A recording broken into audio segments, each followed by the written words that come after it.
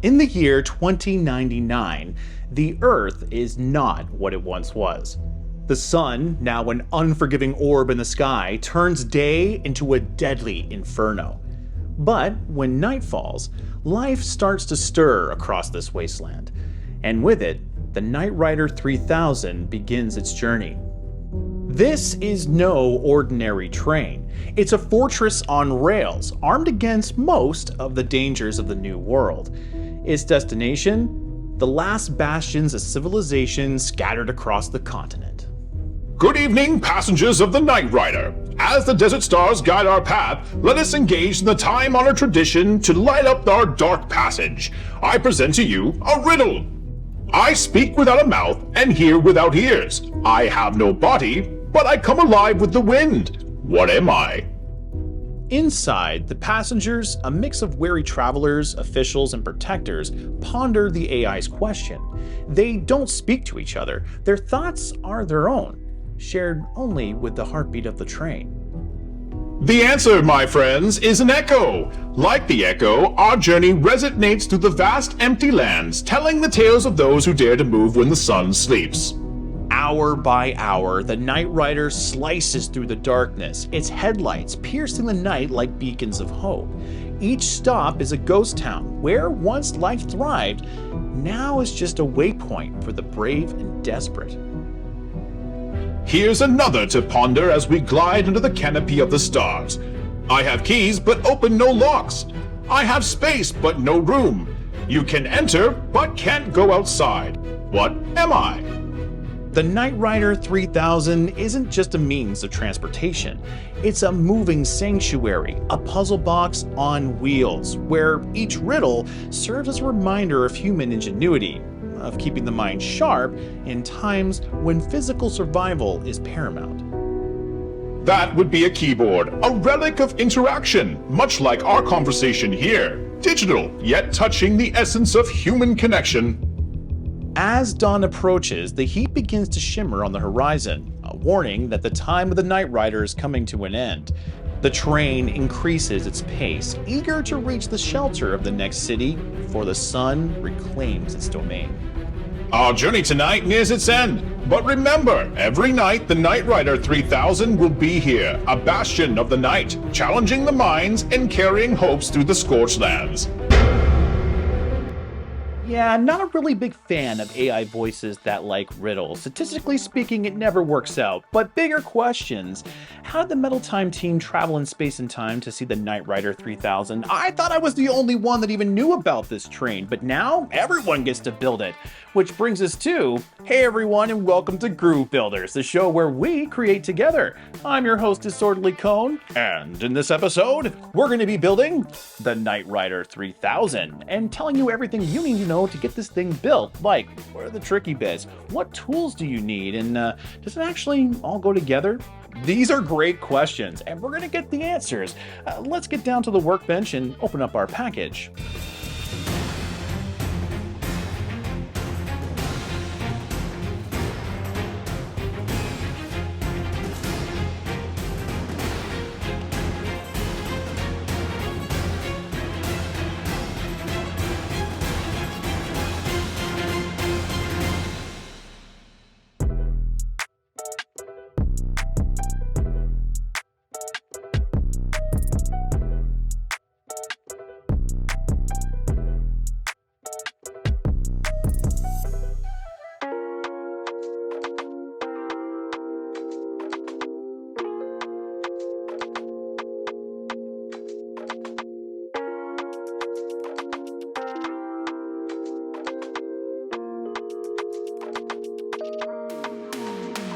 And boom, just like that, we begin building the Knight Rider 3000. And as you can see, our parts are quite big. And the first thing we're doing is just kind of popping out all those little details. But before we get too far along here, we should really take a look at our instructions. These guys here are pretty simple and easy to read. All we gotta do is just form all of our parts to those green arrows right there, and then secure the tabs either with a bend or a twist. Also indicated just above there. These are really nice, and I love how simplistic they are. Next up, we need to talk about our tools, and the first tool that I'm going to recommend for us is Nippers. These guys are great for cutting out all of our pieces. All we need to do is just get right up to our part and give them a quick little snip, ensuring that we're leaving as little metal left over on the part as possible. These little bits of metal are called burrs, and they get in the way of us actually putting our parts together and making proper connections. Making sure that all of our parts are clean is essential to getting this guy built correctly. The next tool I'm going to recommend is a good pair of pliers. These guys are great for shaping the majority of our pieces. And I like these ones from Metal Time because they have a really nice smooth inside and they come to a good point here, allowing me to shape even the smallest of parts. I really like these guys and I highly recommend getting a pair of them. Lastly, I'm going to recommend a dapping punch. These are great for getting some 3D details, and when we're bending this particular guy here, especially for that little car area where we want that little cylindrical bend, these guys are great for helping you get that. If you don't have one of these at home, a marker of similar size or even a pen can be very useful for getting these guys into their proper shape. Now, these tools are just our recommendations, and you really don't need anything but nippers and tweezers to be able to get this thing built.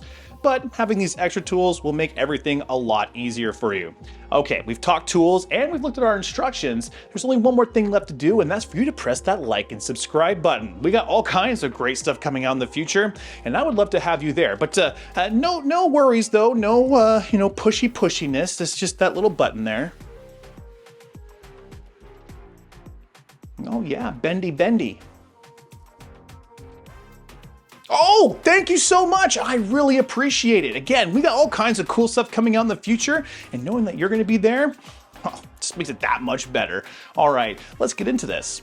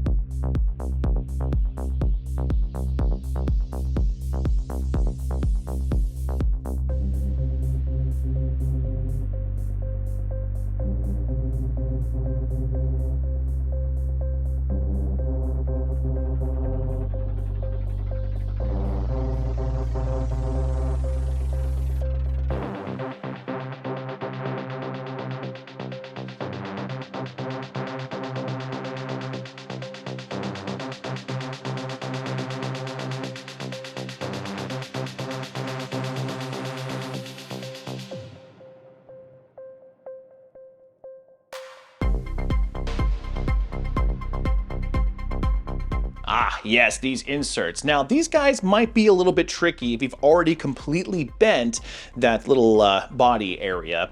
If you haven't completely bent it, this should go in pretty simple. But if you've been like me and you're trying to work this into place, it might be a tad difficult. Now, there's a couple of things we can do. We can either try to force it into place and kind of work the metal back and forth, or you can take your pliers or whatever you have at home, and you're just gonna bend the tabs up or down, just very slightly. This little slight bend will make these pieces going in a lot easier. But again, alternatively, if you haven't completely bent the body, it will be a lot easier to get this in place.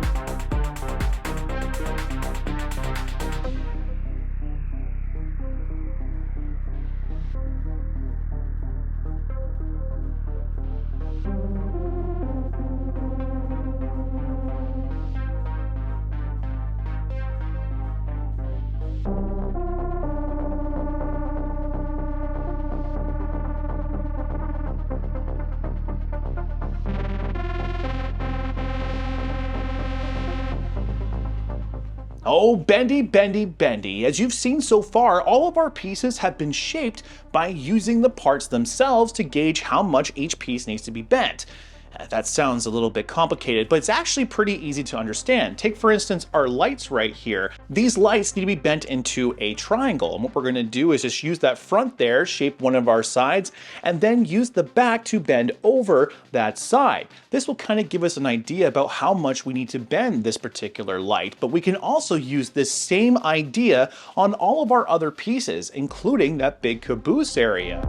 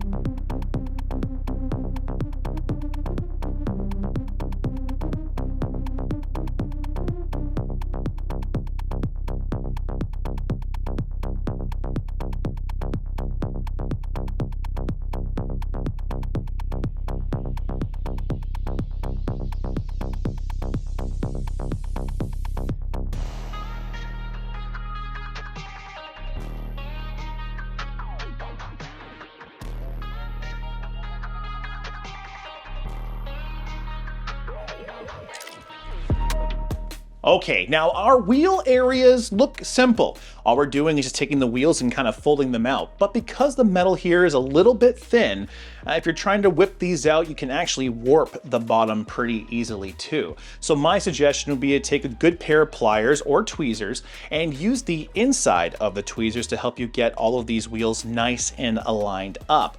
You could alternatively use two different tools at the same time to ensure that the plate that's supposed to be straight stays straight while you bend out those wheels with the other tool.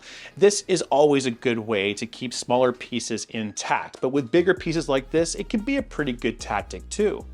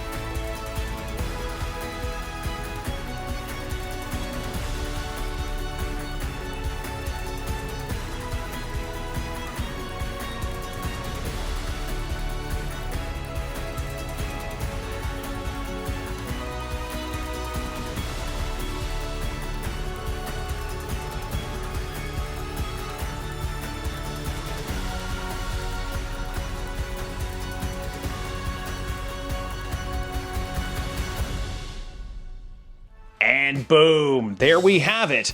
The Knight Rider 3000 in all of its glory. It's kind of hard to hold up with the way that it's all connected, but what a fun and simple build. You know, typically when we do trains, we only usually get one car, but with this one here, we actually get three. And the mechanism is okay to connect them. It's just a simple hoop here with a little tab that goes in there that connects them together.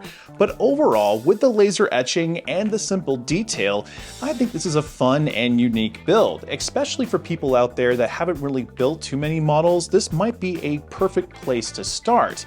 Yes, some of the detail can be a little tricky, like the little sides here, and trying to get these little guys bent perfectly might give some people a hard time. But if you use your tweezers correctly and have the right tools, everything should come together quite easily. Alright Groovers, that brings us to the end of our episode. I had a really good time building the Knight Rider 3000 with you, and if you guys had a good time, don't forget to press that like button. For more videos like this, hit subscribe as well, as we got all kinds of cool content coming out in the future, and I would love to have you there. Until next time, keep building. Alright, now it's time to put this AI train away. You know, there's another name for the Knight Rider 3000. It's Blaine the Pain. Wonder where that came from.